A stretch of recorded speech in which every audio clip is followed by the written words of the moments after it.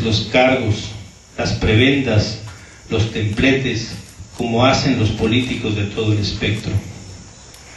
Tal vez deberíamos, como los dirigentes de la ciudad histórica y de otras organizaciones campesinas, recibir privilegios y paga en proyectos y apoyos, quedarnos con la mayor parte y dejar a las bases solo unas migajas a cambio de que cumplan las órdenes criminales que vienen de más arriba. Pero es cierto, no hemos logrado nada de eso para nosotros. Difícil creer que 20 años después de aquel nada para nosotros resultara que no era una consigna, una frase buena para carteles y canciones, sino una realidad, la realidad. Si el ser consecuente es un fracaso, entonces la incongruencia es el camino del éxito, la ruta al poder. Pero nosotros no queremos ir para allá, no nos interesa. En esos parámetros preferimos fracasar que triunfar. 3. El relevo. En estos 20 años ha habido un relevo múltiple y complejo en el EZLN.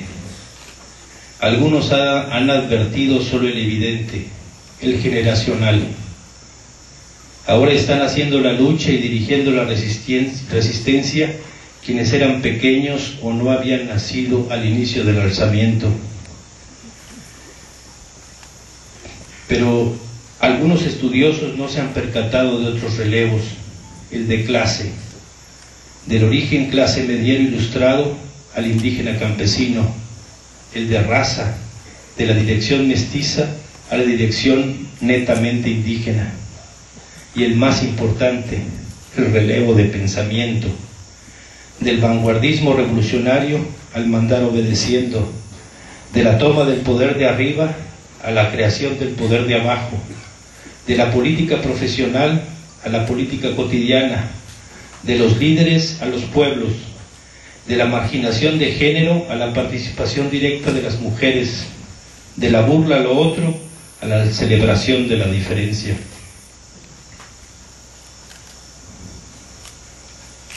No me extenderé más sobre esto porque ha sido precisamente el curso La libertad según los zapatistas, la oportunidad de constatar si en territorio organizado vale más el personaje que la comunidad. En lo personal, no entiendo por qué gente pensante que afirma que la historia la hacen los pueblos se espante tanto ante la existencia de un gobierno del pueblo donde no aparecen los especialistas en ser gobierno. ¿Por qué les da terror el que sean los pueblos los que manden, los que dirijan sus pasos propios? ¿Por qué mueven la cabeza con desaprobación frente al mandar obedeciendo? El culto al individualismo encuentra en el culto al vanguardismo su extremo más fanático. Y ha sido eso precisamente, el que los indígenas manden y que ahora un indígena sea el vocero y jefe, lo que los aterra, lo que los aleja, y finalmente se van para seguir buscando a alguien que precise de vanguardias, de caudillos y líderes, porque también hay racismo en la izquierda, sobre todo en la que se pretende revolucionaria. El EZLN no es de esos, por eso no cualquiera puede ser zapatista. 4. Un holograma cambiante y a modo, lo que no será. Antes del amanecer de 1994, pasé 10 años en estas montañas. Conocí y traté personalmente a algunos en cuya muerte morimos un mucho. Conozco y trato desde entonces con otros y otras más que hoy están aquí como nosotros. Muchas madrugadas me encontré a mí mismo tratando de digerir las historias que me contaban, los mundos que dibujaban con silencios, manos y miradas, su insistencia en señalar algo más allá. Era un sueño el mundo ese, tan otro, tan lejano, tan ajeno. A veces pensé que se habían adelantado, que las palabras que nos guiaron y guían venían de tiempos para los que no habían aún calendarios, perdidos como estaban en geografías imprecisas. siempre el sur digno, omnipresente en todos los puntos cardinales. Luego supe que no hablaban de un mundo inexacto y por lo tanto improbable. Ese mundo ya andaba en su paso. ¿Ustedes no lo vieron? ¿No lo ven? No hemos engañado a nadie de abajo. No escondemos que somos un ejército con estructura piramidal, su centro de mando, sus decisiones de arriba abajo. No por congraciarnos con libertarios o por moda negamos lo que somos, pero cualquiera puede ver ahora si el nuestro es un ejército que suplanta o impone. Y debo decir esto ya que he pedido la autorización del compañero subcomandante insurgente Moisés para hacerlo. Nada de lo que hemos hecho, para bien o para mal, hubiera sido posible si un ejército armado, el Zapatista de Liberación Nacional, no se hubiera alzado contra el mal gobierno, ejerciendo el derecho a la violencia legítima, la violencia del de abajo frente a la violencia del de arriba. Somos guerreros y como tales sabemos cuál es nuestro papel y nuestro momento. En la madrugada del día 1 del mes del año de 1994, un ejército de gigantes, es decir, de indígenas rebeldes, bajó a las ciudades para con su paso sacudir el mundo. Apenas unos días después, con la sangre de nuestros caídos aún fresca en las calles, nos dimos cuenta que los de afuera no nos veían.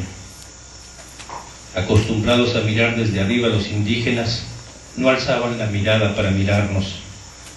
Acostumbrados a vernos humillados, su corazón no comprendía nuestra digna rebeldía.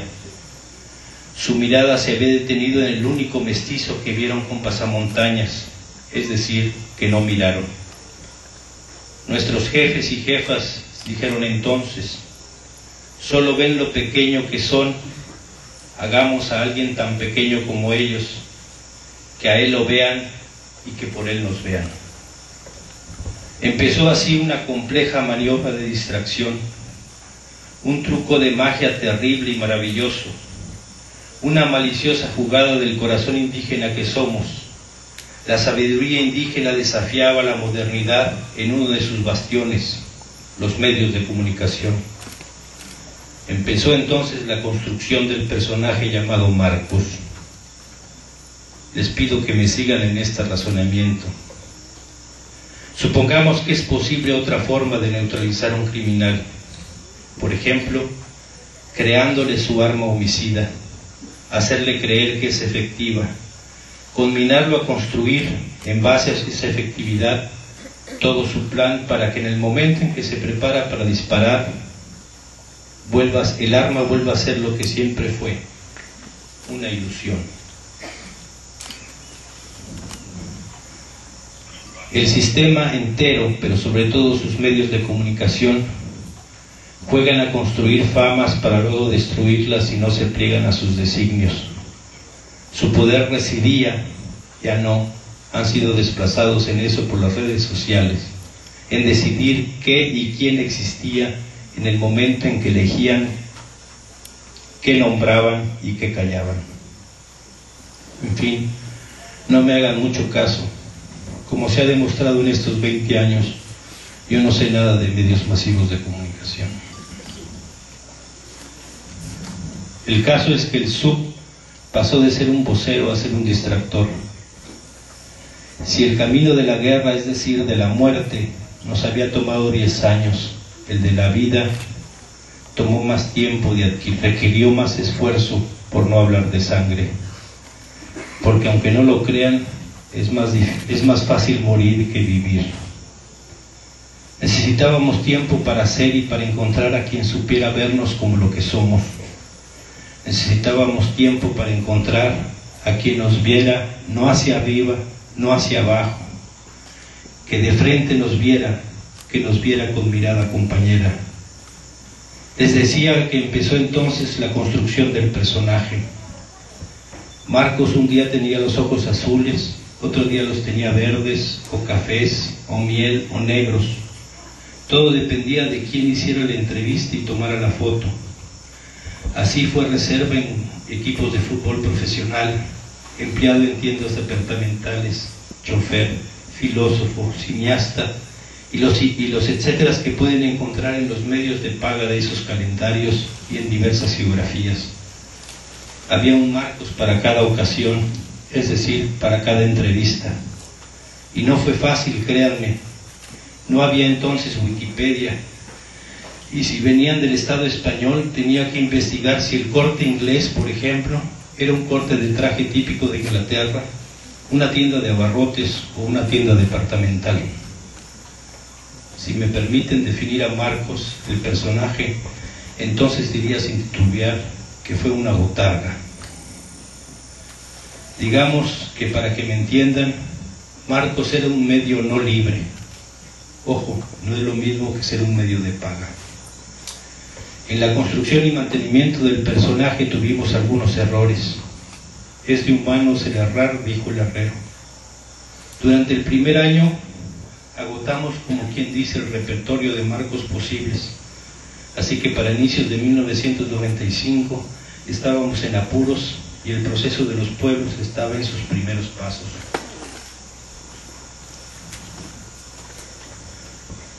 Así que en 1995 ya no sabíamos cómo hacerle. Pero entonces es cuando Zedillo, con el pan de la mano, descubre a Marcos con el mismo método científico con que encuentra osamentas, es decir, por delación esotérica. La historia del Tampiqueño nos dio aire, aunque el fraude posterior de la Paca de Lozano nos hizo temer de que la prensa de paga cuestionara también el desenmascaramiento de Marcos y descubriera que era un fraude más. Afortunadamente no fue así. Como esa, los medios de paga siguieron tragando otras ruedas de molino semejantes. Un tiempo después, el Tampiqueño llegó a estas tierras. Junto con el subcomandante insurgente Moisés, hablamos con él. Le ofrecimos entonces dar una conferencia conjunta. Así podría él librarse de la persecución, puesto que sería evidente que no eran Marcos y él la misma persona. No quiso. Vino a vivir acá. Salió algunas veces y su rostro puede encontrarse en las fotografías de los velorios de sus padres. Si quieren pueden entrevistarlo. Ahora vive en una comunidad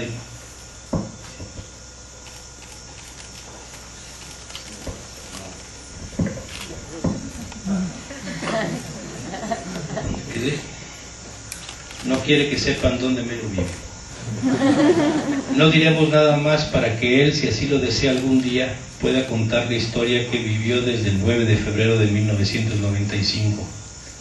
Por nuestra parte, solo nos queda agradecerle que nos haya pasado datos que cada tanto usamos para alimentar la certeza de que el submarco no es lo que es decir, una botarga o un holograma, sino un profesor universitario originario del ahora doloroso Tamaulipas. En el entretanto seguimos buscándolos a ustedes, a quienes ahora están aquí y a quienes no están aquí pero están. Lanzamos una y otra iniciativas para encontrar al otro, a la otra, al otro compañero. Diferentes iniciativas tratando de encontrar la mirada y el oído que necesitamos y merecemos. En el entretanto, seguí el avance de los pueblos y el relevo del que se les ha hablado mucho o poco, pero que se puede constatar directamente y sin intermediarios. En la búsqueda de lo otro, uno y otra vez fracasamos. A quien encontrábamos, o nos quería dirigir, o quería que lo dirigiéramos. Había quienes se acercaban y lo hacían con el afán de usarnos, o para mirar hacia atrás, sea con la nostalgia antropológica, sea con la nostalgia militante. Así que para unos éramos comunistas, para otros trotskistas, para otros anarquistas, para otros maoístas, para otros milenaristas, y ahí les dejo varios cistas para que pongan lo que sea de su conocimiento. Así fue hasta la sexta declaración de la Selva Lacandona, la más audaz y la más zapatista de las iniciativas que hemos lanzado hasta ahora. Con la sexta al fin hemos encontrado quien nos mira de frente y nos saluda y abraza, y así se saluda y abraza. Con la sexta al fin nos encontramos a ustedes. Por fin, alguien que entendía que no buscábamos ni pastores que nos guiaran, ni rebaños a los cuales conducir a la tierra prometida, ni amos ni esclavos, ni caudillos ni masas sin cabeza. Pero faltaba ver si era posible que miraran y escucharan lo que siendo somos. Al interior, el avance de los pueblos había sido impresionante. Entonces vino el curso La Libertad según los y las zapatistas. En 3 vueltas nos dimos cuenta de que ya había una generación que podía mirarnos de frente, que podía escucharnos y hablarnos sin esperar guía o liderazgo, ni pretender sumisión o seguimiento. Marcos, el personaje, ya no era necesario. La nueva etapa en la lucha zapatista estaba lista. Pasó entonces lo que pasó, y muchas y muchos de ustedes, compañeras y compañeros de la sexta, lo conocen de manera directa. Podrán decir luego que lo del personaje